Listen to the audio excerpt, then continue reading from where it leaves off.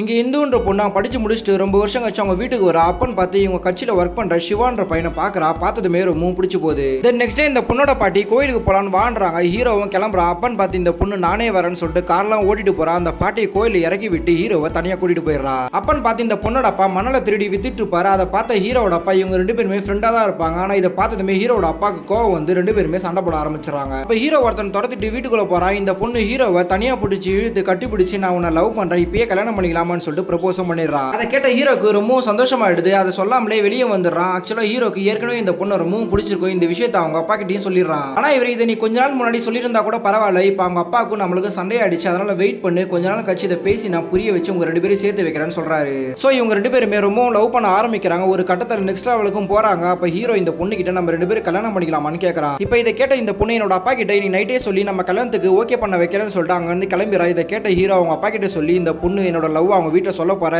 நடக்க போது நீ போய் பார்ப்பான்னு சொல்லிட்டு அனுப்பி வைக்கிறான். அவரும் போறாரு. பட் இந்த பொண்ணோட விஷயம் ஏற்கனவே அவங்க அப்பாவுக்கு தெரிஞ்சு போயிடுது. ஹீரோவும் கால் பண்ணி பார்க்கறான். இவங்க அப்பாவும் அந்த பொண்ணு எடுக்கவே மாட்டாங்க. அடுத்த நாள் கால் வருது. என்னன்னு பார்த்தா அவங்க அப்பா ஆக்சிடென்ட் ஆயிட்டு ஹாஸ்பிட்டல் அட்மிட் ஆயிருக்காருன்னு சொல்றாங்க. இவனும் போய் அவங்க அப்பா பார்க்கறான். அப்பதான் அவர் அந்த பொண்ணோட வீட்டுக்கு நான் போகவே இல்லை, அதுக்குள்ள எனக்கு ஆக்சிடென்ட் ஆயிடுச்சுன்னு சொல்றான். அதை கேட்டதுமே அந்த பொண்ணோட வீட்டுக்கு போய் பார்க்கறான். பார்த்தா அந்த பொண்ணுக்கு கல்யாணமே பண்ணி வச்சிருக்காங்க. அப்பவே அந்த பொண்ணை வா என் கூட போலான்னு சொல்லிட்டு கூப்பிடுறான். ஆனா அவங்க ஆளுங்களாம் சேர்ந்து ஹீரோவை அடிக்க ஆரம்பிச்சிடறாங்க. அந்த டைம்ல இந்த பொண்ணு அங்க ஊரை விட்டே கூட்டிட்டு போயிடுறாங்க.